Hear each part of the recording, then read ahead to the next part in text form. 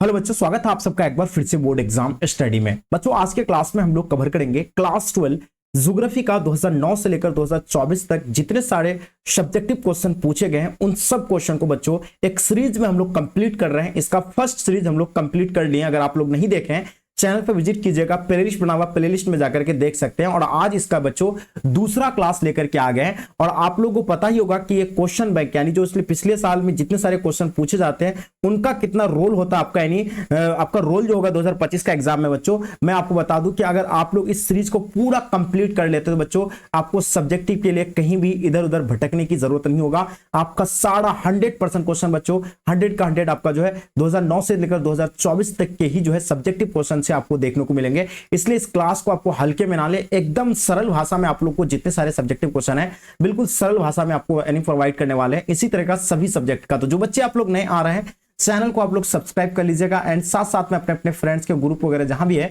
हर जगह बच्चों आप लोग शेयर कर देंगे ताकि इससे आपके दोस्त लोगों को भी जो है हेल्प हो पाएंगे। तो आज का क्लास आप लोगों के लिए बहुत ही मजेदार होने वाला बच्चों। तो चलिए डियर स्टार्ट करते हैं। जैसे कि देख पा रहे आप लोग, पहला क्वेश्चन आपके स्क्रीन पे आपको दिख रहा होगा। इसमें कहा जाता है कि आयु संरचना का क्या महत्व बच्चों, आपको इसके बारे में बिल्कुल अच्छे से एकदम समझना है। देखिए आयु संरचना होता क्या है, पहले इसके बारे में हम लोग बात करें। देखिए आयु संरचना यानी किसी देश या किसी भी राज्य का अगर निकालते हैं आप लोग तो या किसी देश का भी, तो उस वहां का क्या होता है कि अलग अलग उम्र के लोगों को संख्या को जो है बताता कौन, ये आयु संरचना बच्चों क्या बताते हैं, अलग अलग जो है आयु मतलब अलग अलग उम्र के लोगों की संख्या को बताता है। इससे यह समझा जाता है कि लोग जो है कितना काम कर रहे हैं, कितना बेरोजगार है, कितने लोग जो है दूसरे पर निर्भर रहे, बच्चे कितने हैं, बुजुर्ग कितने हैं, ये सारी चीजों की बच्चों हम लोग जो है गणना करते हैं। इसी को बच्चों आयु संरचना कहते हैं। अब इसका हम लोग महत्व को भी समझेंगे, उससे पहले इसका परिभाषा को आप लोग जो है समझ लीजिए कि आयु संरचना किसी देश में अलग अलग उम्र के लोगों की संख्या को बताता है, जो कि मैंने आपको पहले बता दिया। ये इससे यह समझाया जा सकता है कि लोग कितने लोग जो है काम करते हैं, कितने लोग जो है क्या काम करने लायक है, कितने लोग जो बच्चों क्या दूसरों पर निर्भर रहते हैं, है ना, बुजुर्ग कितने, बच्चे कितने, ये सभी चीजों की बच्चों हम लोग जो है बच्चों ये सभी चीजों की हम लोग गणना करते हैं। और इस जानकारी को ही जो बच्चों क्या कहा जाता है, आयु संरचना कहा जाता है ना। उपयोग देश के विकास की योजनाएं, नीति बनाना है ना किया जाता है बच्चों, किसके माध्यम से करते हैं, तो ये हम लोग जो है आयु संरचना के माध्यम से करते हैं। आप इसकी विशेषताओं को देखेंगे हम लोग विशेष रूप। देखिए अगर किसी देश में बच्चों और किशोरों की संख्या ज्यादा होगा, है ना, अगर आप किसी देश का निकाल रहे हैं आयु संरचना, है ना, तो अगर वहां अगर क्या किसी देश के बच्चों और किशोरों की संख्या अगर ज्यादा होगा तो उन पर जो बच्चों निर्भर लोगों की संख्या भी ज्यादा होगी, है ना, आप समझ रहे हैं। ज्यादा ये होगा तो उन पर जो बच्चों निर्भर लोगों की संख्या भी जो है ज्यादा होगा, यानी दूसरे पर निर्भर होगा, क्योंकि वह खुद काम नहीं कर सकता। बच्चे काम कर सकता नहीं कर सकते, किशोर नहीं कर सकते हैं, और उन्हें दूसरों की मदद की जरूरत होती है। इसे जो है पराश्रमित कहते हैं बच्चों, इसी को ही, है ना। तो ये चीजें आप लोग नोट कर लीजिएगा, जो बहुत ही इंपॉर्टेंट पॉइंट बता रहा हूं मैं इन सब चीजों का, ठीक है। तो एकदम अब दूसरा पॉइंट क्या है, अगर 15 से 59 साल लोग ज्यादा हो जाएगा तो वह कार्यशील 15 से 59 साल के लोग ज्यादा है तो वो क्या होगा, कार्यशील जनसंख्या में जो है बड़ी होगी, ठीक है। अगर उस देश में अगर क्या 15 से 59 साल से ज्यादा लोग जो अगर है तो बच्चों क्या है वहां मतलब ज्यादा होगा तो वो क्या होगा, कार्यशील जनसंख्या भी जो है बड़ी होगी। यानी 15 से 59 साल तक के लोग जो है अगर ज्यादा जनसंख्या होगा तो बच्चों उस देश का क्या होगा बच्चों, कार्यशील मतलब क्या होगा कि उन्नति भी होगी उस देश का, ठीक है बच्चों। चलिए आगे देखेंगे बच्चों क्या होगा कि अगर 60 साल से उम्र के लोगों की संख्या ज्यादा हो, यानी 60 साल से ज्यादा अगर लोग अगर है ना उस कंट्री में, तो बच्चों तो उस स्वास्थ्य की जो है सेवाओं पर जो है खर्च भी बढ़ेगी, क्योंकि ज्यादा उम्र होने के बाद बच्चों तरह तरह की जो है बीमारियां जो है पकड़ लेते हैं, तो ये स्वास्थ्य खराब होने लगता है और उसके पीछे जो है खर्च भी लगता है, ठीक है। तो अब देखिए दूसरा पॉइंट देखेंगे हम लोग, अगर युवा जनसंख्या का अनुपात ज्यादा है तो जन्म दर ऊंची होगी। अगर युवा जनसंख्या ज्यादा है तो जन्म दर ऊंची होगी और जो है जनसंख्या युवा ही है, तो बच्चों ये जो है आप लोगों को उस देश का क्या होगा, जनसंख्या क्या होगा, युवा ही होगा, ठीक है। तो ये चीजें था आप लोग को जो कि मैंने आपको बताया। आयु संरचना क्या है, इसके महत्व के बारे में मैंने आपको अच्छे से बताया। तो डियर आपको मुझे लगता है कि चीजें आपको बहुत अच्छे से समझ में आ गया है। अगर समझ में आ रहा तो बच्चों आप मुझे कमेंट करके बताएंगे, ठीक है। हाँ चलिए अब हम लोग दूसरा क्वेश्चन को देखेंगे। ये वाला क्वेश्चन तो आप लोग का बहुत ही इंपॉर्टेंट था, जो आप लोग नोट कर लीजिएगा, जो आपके पेपर में जो है कई बार से जो है लगातार पूछे जा रहे हैं, इसलिए इसको हल्के में ना ले आप लोग, ठीक है। अब देखेंगे बच्चों हम लोग दूसरा क्वेश्चन जो आपके स्क्रीन पे आपके समक्ष में आ गया है, ठीक है। एकदम चीजों को अच्छे से समझते हुए हम लोग चलना है बच्चों, है ना। देखिए अब इसमें क्या है बच्चों के भारत में जो घटते शिशु लिंग अनुपात के दो कारण बताइएगा। देखिए भारत में जो है शिशु लिंग अनुपात जो है क्यों इतना जो है तेजी से जो है गिर रहा है, घट क्यों रहा है बच्चों, इसका दो कारण है। एक सामाजिक दृष्टिकोण है और एक क्या लिंग निर्धारण की विधियां बच्चों।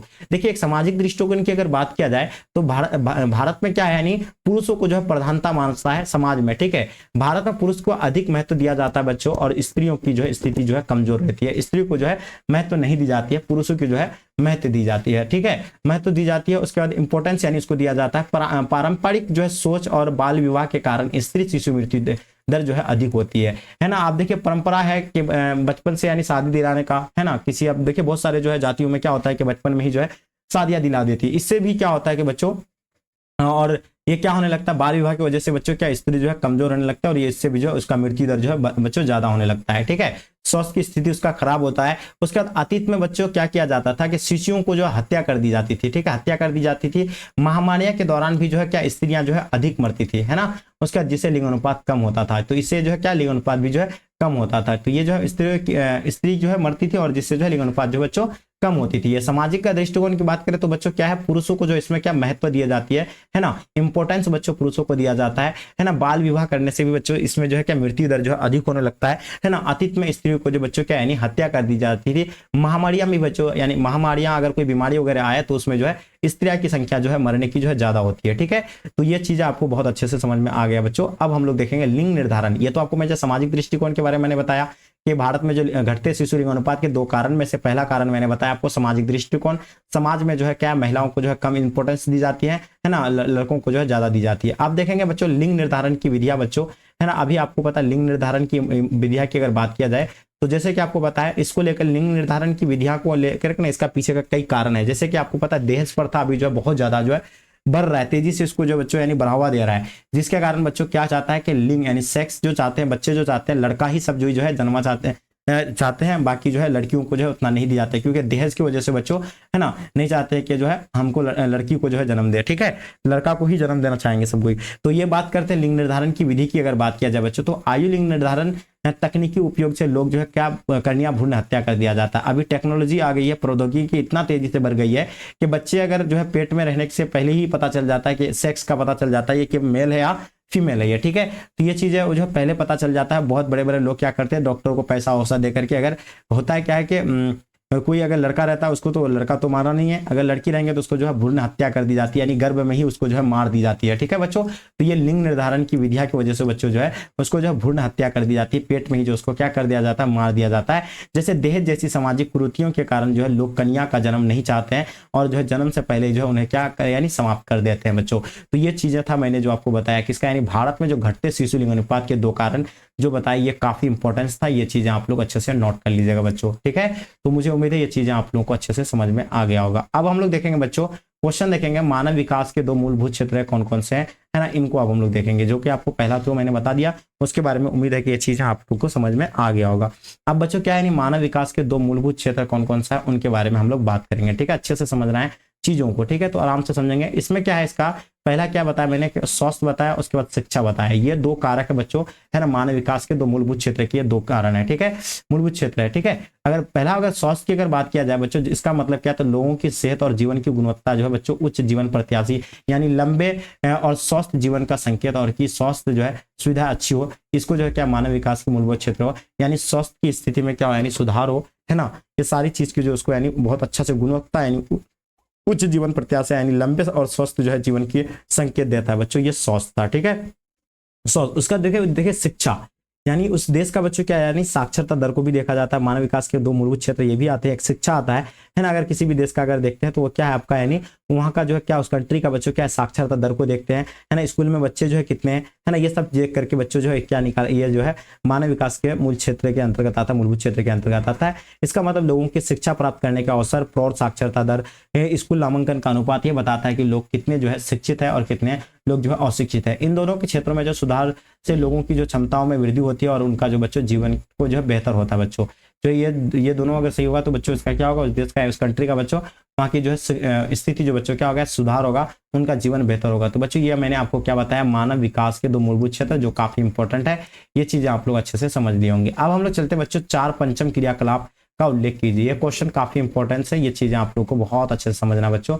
अगर हम बात करते हैं चार पंचम क्रियाकलाप की अगर बात किया जाए बच्चों तो इसमें से पहला इसका उदाहरण बता रहा हूं मैं, अनुसंधान और विकास। क्या बताया मैंने, अनुसंधान और विकास। देखिए अनुसंधान और विकास क्या होता है, नई तकनीकी और विचार विकसित करने, जैसा नई दवाइयां या नई मशीन बनाना, तो ये आपका हो जाएगा अनुसंधान और बच्चों विकास हो जाएगा।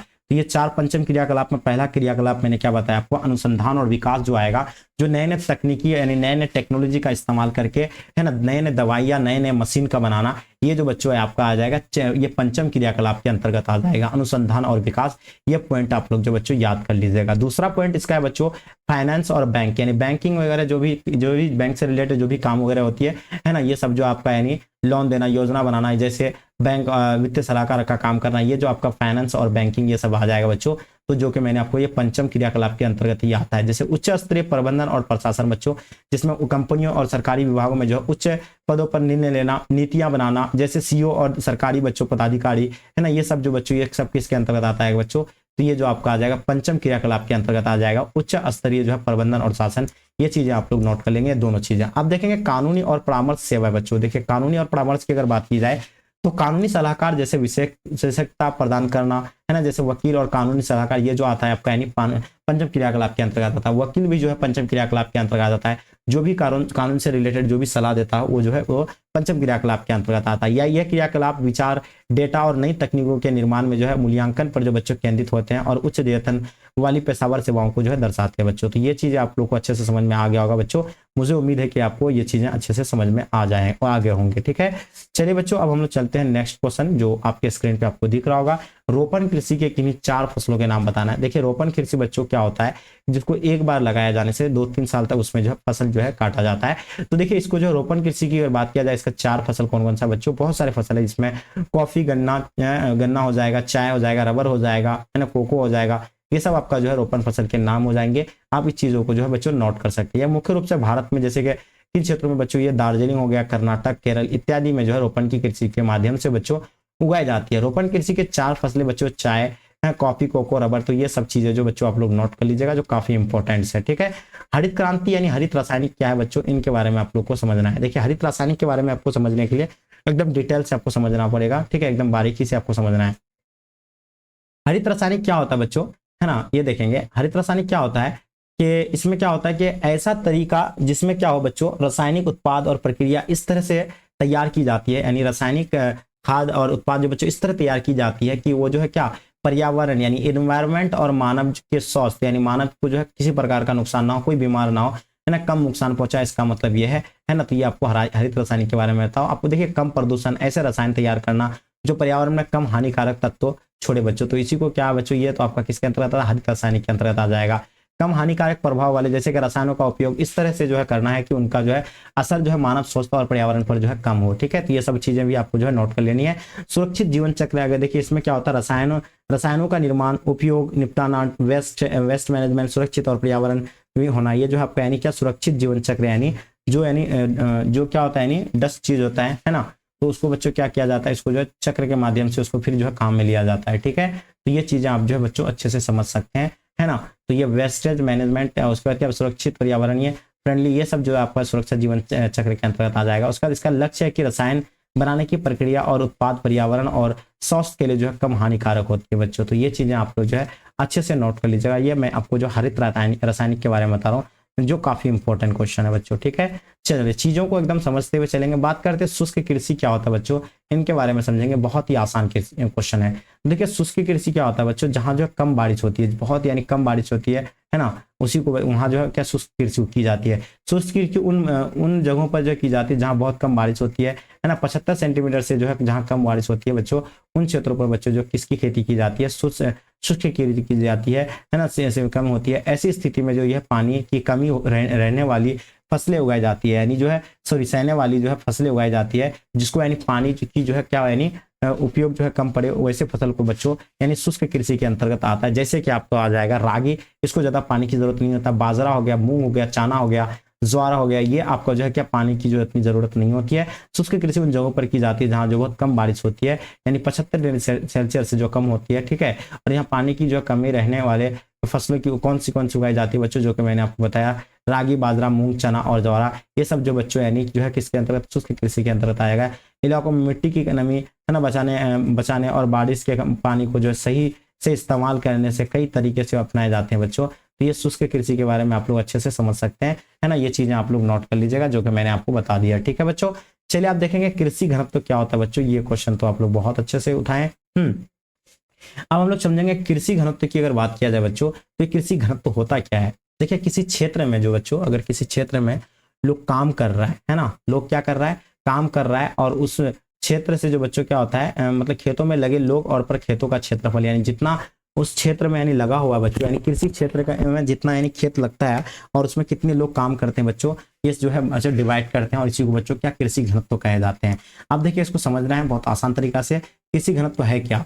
देखिए कृषि घनत्व की अगर बात किया जाए तो कृषि घनत्व का मतलब होता है कि एक क्षेत्र में जैसे 1 वर्ग किलोमीटर में यानी कितने लोग खेती में काम करते हैं, यानी मान लो 1 किलोमीटर का क्षेत्रफल है, उसमें जो है 1 किलोमीटर के अंतर्गत बच्चों कितने लोग जो है बच्चों क्या काम करते हैं, यानी जितने लोग खेती में जो बच्चों यानी लगे और जितना जमीन का खेती के लिए इस्तेमाल हो रहा है उनका जो है अनुपात बच्चों कृषि के घनत्व कहलाते हैं। यानी कुल योग बटे कुल क्षेत्रफल, यानी जो कृषि योग्य क्षेत्र जमीन है उसका जो है क्षेत्रफल है ना। तो ये सब जो है बच्चों इसके माध्यम से आप बच्चों क्या कर सकते हैं, कृषि घनत्व क्या है बच्चों, इनके बारे में आप लोग को पता चल गया है ना, नोट कर लीजिएगा। ठीक है, चलिए तो ये सभी जो है इंपॉर्टेंट क्वेश्चन है बच्चों, 9 नंबर क्वेश्चन जो काफी इंपॉर्टेंट है बच्चों। यहाँ क्या कहा था, मुख्य श्रमिक और सीमांत श्रमिक में अंतर स्पष्ट कीजिए बच्चों।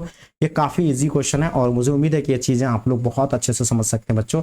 अगर हम बात करते हैं किसके बारे में, मुख्य श्रमिक की अगर बात किया जाए बच्चों, तो मुख्य श्रमिक होता क्या है। देखिए जो व्यक्ति जो एक वर्ष में है ना, मतलब एक व्यक्ति एक वर्ष में 183 दिन या उससे अधिक दिनों तक जो है रोजगार पाता है, उसे बच्चों क्या कहा जाता है, श्रमिक कहे जाते हैं। ठीक है, क्या कहे जाते हैं बच्चों, जो 183 या उससे अधिक दिन तक जो है काम है ना रोजगार पाता है तो उसे जो है श्रमिक कहते हैं, और जो इससे जो है कम दिनों तक रोजगार पाता है उसे जो है सीमांत बच्चों क्या कहते हैं, सीमांत जो है क्या कहते हैं, श्रमिक कहते हैं बच्चों। ये चीजें आप जो है अच्छे से समझ सकते हैं। तो मुख्य श्रमिक और सीमांत श्रमिक के बारे में मैंने बताया, इसका दोनों अंतर आप लोग इस चीजों को नोट कर लीजिएगा। एंड जो बच्चे आप लोग नए आए हैं फिर भी चैनल को आप लोग सब्सक्राइब कर लीजिए। ठीक है, आप चलते हैं बच्चों क्वेश्चन नंबर 10 देखेंगे हम लोग। क्वेश्चन नंबर 10 देखिए क्या कहलाता है, जीवन निर्वाह कृषि क्या है बच्चों, इन चीजों को समझना। अगर जीवन निर्वाह कृषि की बात किया जाए बच्चों, तो जीवन निर्वाह कृषि ऐसी कृषि होती है जिसमें किसान अपने जो है अपने परिवार की जरूरत पूरे करने के लिए ही फसल उगाए जाते हैं, यानी घर के सदस्य के द्वारा ही घर के जरूरतों के लिए जो बच्चों यानी जो है क्या यानी फसल उगाते हैं, उसमें जो उत्पाद उतना ही होता है कि आप बस खुद का गुजारा हो सके और बिक्री के लिए जो बहुत कम बचता है। और यह खेती जो है दक्षिणी और दक्षिणी पूर्वी एशिया के मानसूनी इलाकों में जो है